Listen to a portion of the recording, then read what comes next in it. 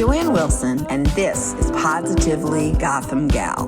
Real, honest, and meaningful conversations with women entrepreneurs about their approach to life, business, and everything in between.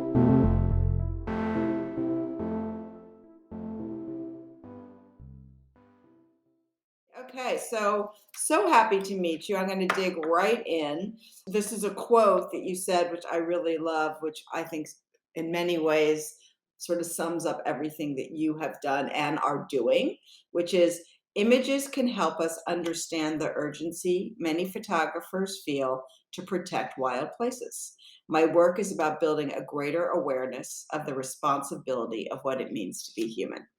And I just love that, particularly as climate change is smacking us all in the face, even though some of us don't want to admit to it.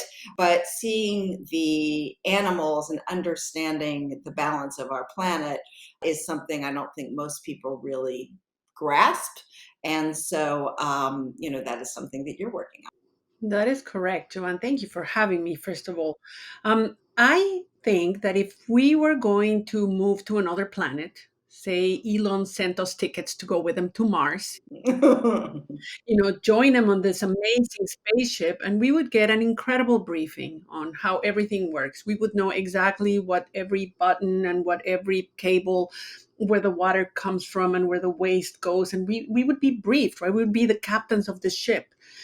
But we earthlings riding on spaceship earth were born long after the briefing happened. We were born on their way. So we are just passengers and we're a little clueless, and now the ship is falling apart and we have no idea how to fix it. So yes, photographs are about building an awareness of what it is to be a good citizenship of the spaceship, because we need to operate it not just for our immediate survival, but for passengers to keep going, right? Yeah, completely. And you grew up in Mexico, right? I was born in Mexico City. I grew up in a small city called Cuernavaca. Mm-hmm. It's like a blessed childhood, with cows and pastures and running outside. I was really lucky. So you really had a relationship with nature growing up. I never thought about it in those terms, but yeah, I spent a lot of time outside. I was chased by bees. I stepped on poo, all the things. That you do when you grow up among animals. Yeah. Yeah, that's great. And after, as you grew up, then you went and you decided to get a degree in marine science. And what was what sparked your interest to get into that? Well, I was an avid reader when I was a young girl, and I read two types of books. One was a series of pirate books that were written by an Italian, adventure writer, and the descriptions of the ocean and the ship and the sharks, all of that sparked my imagination. And of course, the other one was Jacques Cousteau and The Living Sea, which I also read as a child. And those two books just planted this idea in my imagination about being an ocean explorer. But in Mexico in the 1980s, we didn't have marine biology. That's like a super elitist, fancy.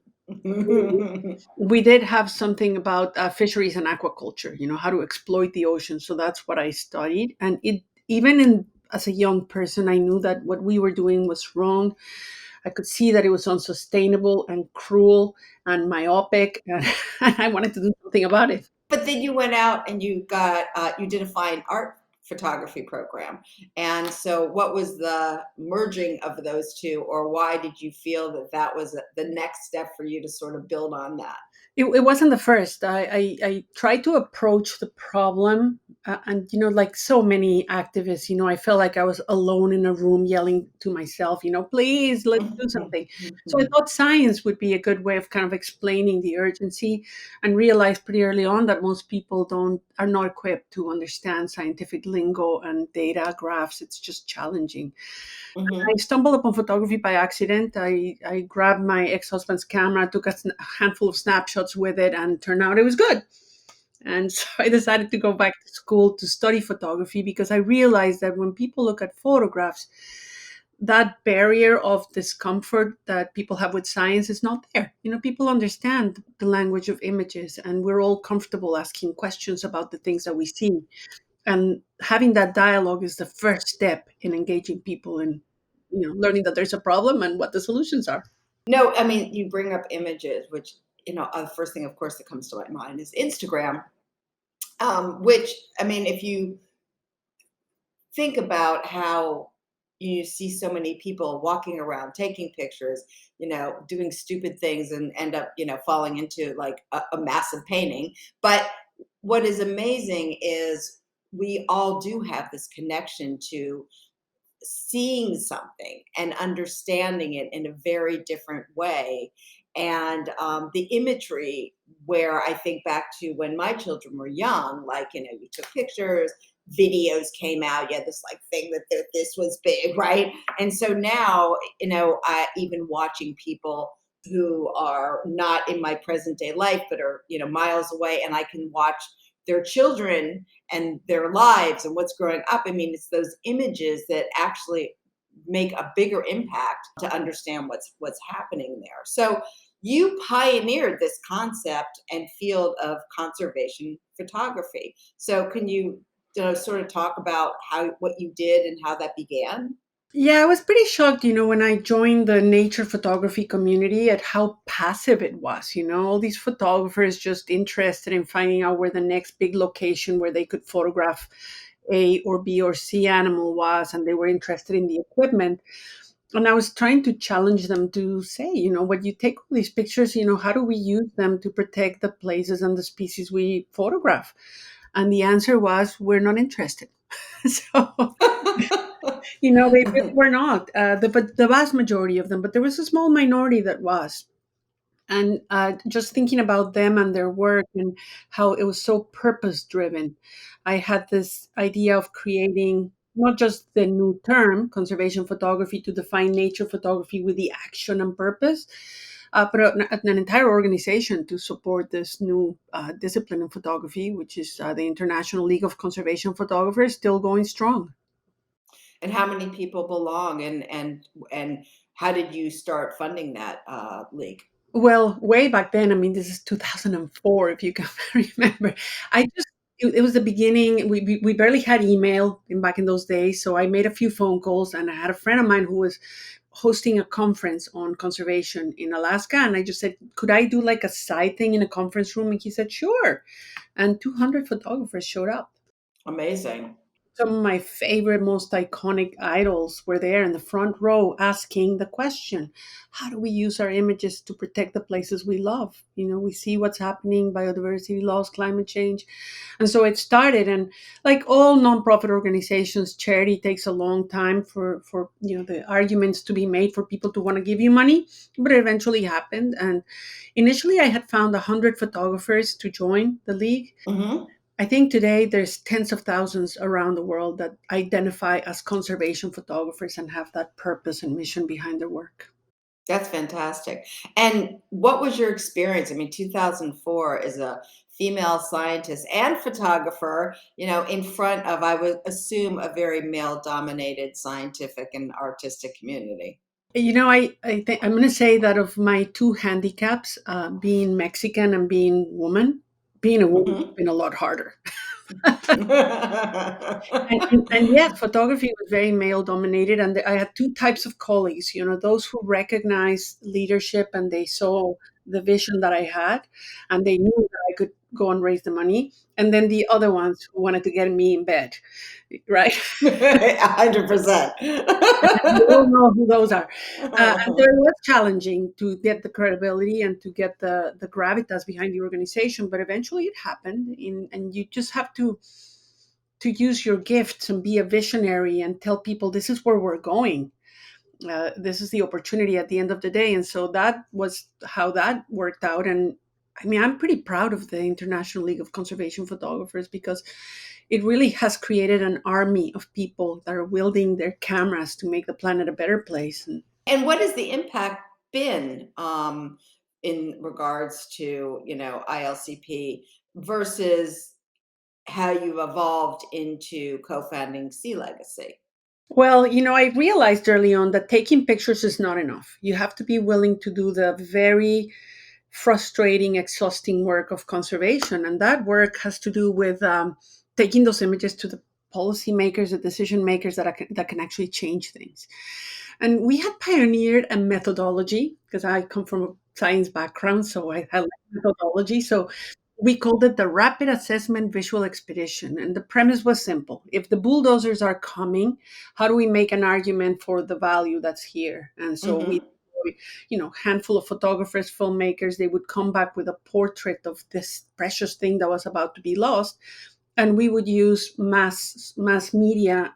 We didn't have social media back then. We would use mass media to convey the importance of protecting it, and it worked. We actually did 11 of these rapid assessment raves, rapid assessment visual expeditions. We decided not to call them rapid assessment photographic expeditions because the acronym didn't work, but that's the kindling that I took from the ILCP to SeaLegacy. This idea that if you invite audiences through adventure on an expedition to see something that's irreplaceable and valuable, they will come with you. And the most difficult thing in environmental work is turning the environment into news. And so using that, the photographer as a character, the discovery, the adventure as a hook for media was key, and it still works. Yeah, I mean, you co-founded it with Paul Nicklin, and talk a little bit about that collaboration, because certainly, going back to Instagram, they push at you what you start to follow, and all of a sudden I'm following lots of animal pictures, and they don't have their own voice, and so you see the environments that they are happily living in and then not happily living in, and how we need to take care of that. And so just talk a little bit about what you're doing with SeaLegacy and what you and Paul do together. So when I met Paul, we were not a couple, and he was one of the founding members of the ILCP, and he had just done a story for National Geographic around the slaughter of narwhals in the north in Canada, the Inuit-led hunts. He had grown up there, so he kind of like went undercover to show the world, just how poorly done these hunts are today, how the animals are being slaughtered, how it's a wasted resource, blah, blah, blah. He was able to, with a magazine article, to help ban the ivory trade in Canada, the narwhal tusk trade, for 2 years. But in the absence of real legislation change, that returned so quickly. I'm sure, like everything does. And so Paul and I learned a pretty valuable lesson. We are not the agents of change. We are just the storytellers. You have to partner with organizations that are not going to take their finger off the line. They have to be there, putting pressure every day, because conservation is an iterative process. As soon as you win, you're losing again. So you partnered with Bluefield Foundation. And so what exactly is, they are, you're creating a new social platform, Only One. So can you sort of talk about what that is going to look like and what you're building? Sure. So when Paul and I started SeaLegacy, the premise was, we're going to use storytelling to bring in a very large audience to a new issue, which is ocean conservation and climate change. And it worked. It worked. By and far, we had like 15 million followers, and we were getting tons of likes and shares. And then one day we published a photograph of a starving polar bear. And that went viral, and people were really upset and depressed. And some people were really angry, and they were asking, what can I do to make this better? And that's when we realized that we needed to build an action platform so that people felt agency in issues that are beyond their control. And so we started Only One a couple of years ago. And right now we have about 1 million contactable emails, people that want to take action, signing petitions or donating to conservation projects, and it's working. Now, the only thing that we need to do is make that much bigger.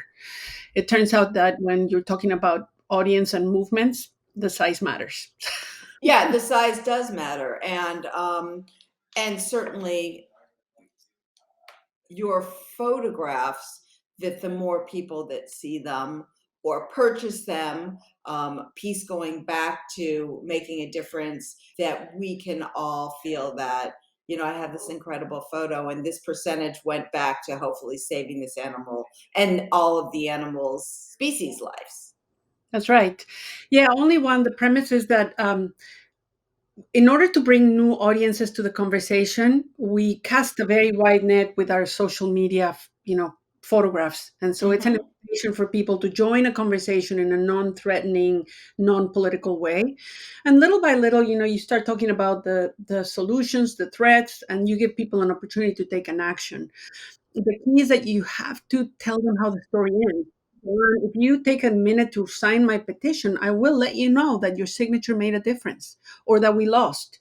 Either way, it matters. And we are able to engage the million people that are engaged with us on an ongoing basis on many different types of campaigns. And I don't think there's anything that a politician is more terrified about than getting a million signatures. It's a lot of people.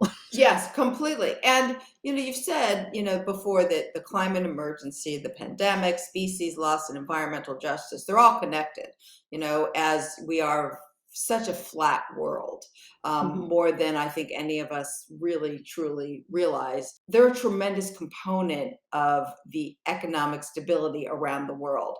And so, I guess the question is, how should all these things be addressed? Like, what do you want to get done? How are things being addressed with the animals to ensure that, we don't kill the entire species?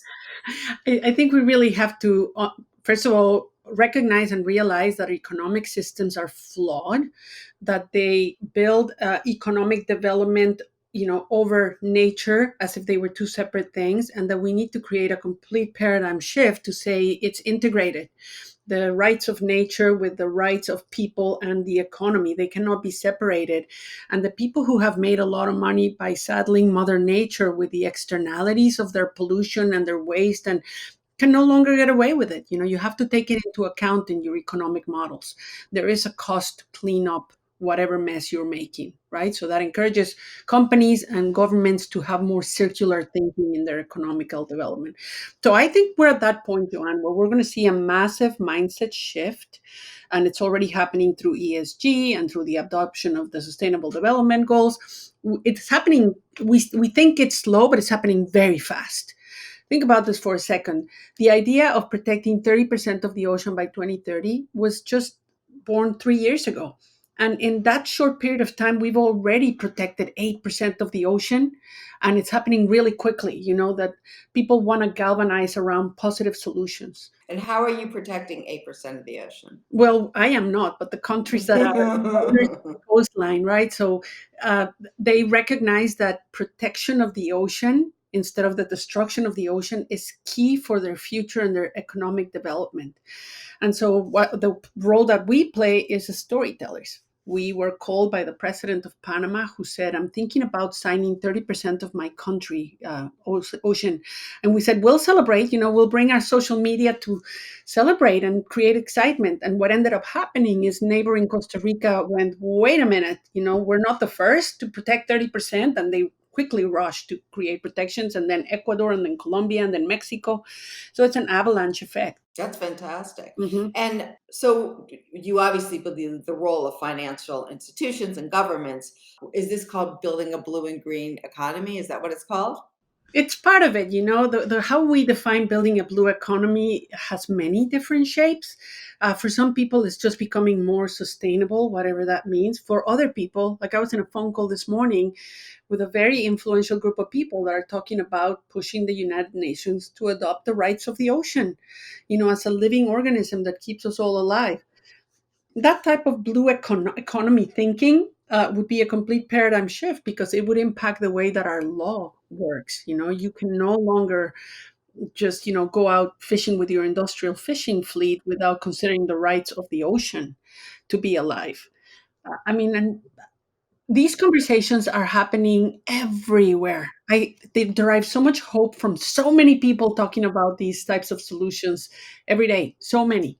So I think we're going to reach a critical mass pretty soon to demonstrate that the power of the people is greater than the people in power. Well, that is a great quote because I actually certainly believe that we have reached this tipping point, and we can talk about how perhaps cryptocurrencies have changed that as well, and thought processes and putting things on the blockchain, that it is the power of the people. And certainly as we're watching a war unfold, that the people don't want this across the globe. it's the people in power that seem to be driving everything and trying either to hold us out of it or not making decisions. And so, we can certainly point to like a million different things why social media is bad, but I do feel that the good outweighs the bad because it has put a lot of things in the power of the people to force others to make change. That's so true. And when you think about the people perpetuating warfare right now, they are an old generation holding on to the old ideas of colonial, empire building. That's what Putin is doing. And the whole war is about the grab of resources. He wants more of the resources that Ukraine and other countries in that part of the world have for Right. domination, right? When you talk to young presidents, people that are in their 30s and 40s, and they're coming into power in countries like Chile and Panama and Argentina, that's not their vision of the world. And so maybe, we're looking at the last vestiges of an old way of doing things. Let's hope so. I mean, that is true. I mean, if you look at clean energy that, I mean, should have had a foot on the gas a long time ago, no pun intended, versus many things that happened in COVID that accelerated changes in education, changes in medical technology. Essentially, what he has done is Putin has done is accelerated different types of energy because he saw that the only economy that they have is built on one particular thing and it's dying, right? We no longer want it. We may still need it, but we don't want it anymore. Right, exactly. And so we will be changing into nuclear and solar and other types of energies that make a hell of a lot more sense and are cleaner. That's right. Yeah. But the other thing that this war is showing us is something that you just mentioned, and that is how cryptocurrency can be the key that changes the world. Mm-hmm. I am a believer in that. I think that cryptocurrency takes the power away from the existing financial constructs and allows people who have never been able to participate in financial life to join. People that were not able to open a bank account. Now all they need is a device and they can get paid for the good things they do. They can donate to the people who need it without having to go through a bank at all. Yeah. I mean, even on the Oscars last night, which were terrible, there was a consistent ad from crypto.com, right? That you can donate on crypto.com. And I was just like, wow. And so, yes, it is definitely, hopefully, creating a more equal playing field, which is something that's needed in every single country. And I am really looking forward to seeing what it's going to look like in the next 10 years. So what is your vision for SeaLegacy down the line besides saving the planet? I see legacy, we're just storytellers. I think the real agency of change is only one. The platform, we're building it as a common utility. And there was a time, Joanne, when I thought that social media was going to be not only that amazing distribution channel, but also that agent for action. But Mhm. you mentioned it earlier, they now throttle you and now they only allow your stuff to be seen by blah, blah, blah, and you have to pay to be seen. So it no longer is this thing that we thought was going to change the world. So we are on a very mad rush to convert our social media followers to only one. We need your email address. And, it's a matter of trust to give somebody that information. But Mhm.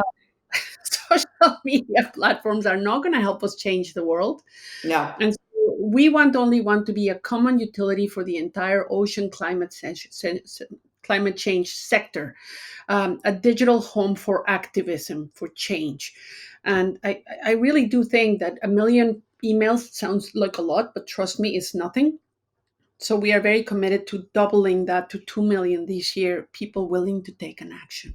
Right. And we can change the world. No, you can.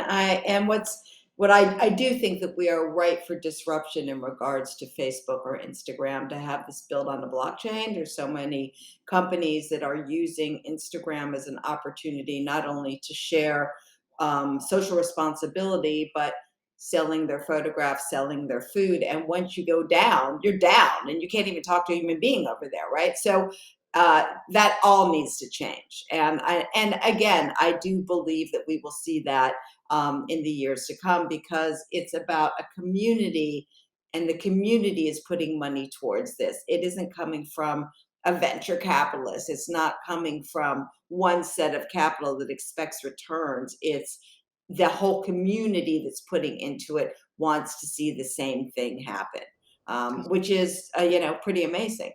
What is your Instagram handle so we can make sure that everyone starts to follow everyone? Yeah, follow me at Mitty, Mitty. But when you follow me, know that you are being indoctrinated into a movement to make the planet a better place. Go to SeaLegacy and follow our stories. Go to Only One and take an action. Become part of this community, because it's the only way.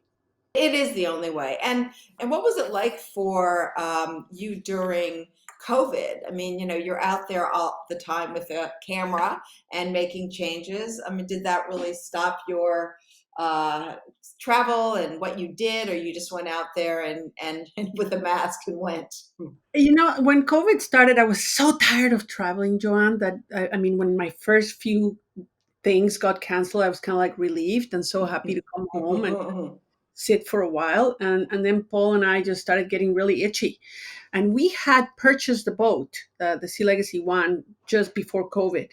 And it was sitting in Maryland, and we couldn't get to it.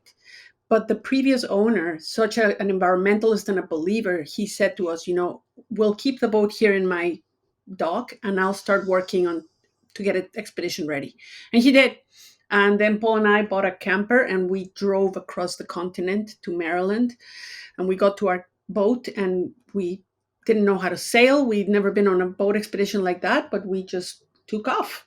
And we've been on the boat ever since. You find me at home right now because I had to come back to Canada to get my citizenship last week. Mm-hmm. But I'm leaving next week to go back on this around the world expedition. I want SeaLegacy One to be a beacon of hope for people to be galvanized by the beauty of our planet and to be invited into the adventure.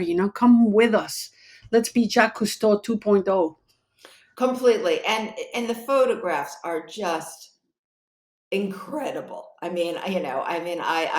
have one of Paul's books. I watch you guys online, and you make these animals feel like they're connected to us, that they're living their own personal people life, but they're living their own animal life. And they have no ability to say to us, stop killing us. And I really love watching your photographs. They're stunning. Well, we think about all the other creatures on this planet as fellow passengers on spaceship Earth, and they all, we don't know what it is because we don't speak the same language, but they play a key role in getting us across the universe. And we shouldn't be destroying them without knowing what their role is. Just like we Yes. should not be tossing nuts and bolts of an airplane that's still flying, right? Right, 100%. Well, anyway, thank you so much for coming on. It was great meeting you, and I'm pretty sure I'll eventually meet you in person. Thank you, All right. Joanne. All right. Thank you. All right. Take care. All right. Bye-bye.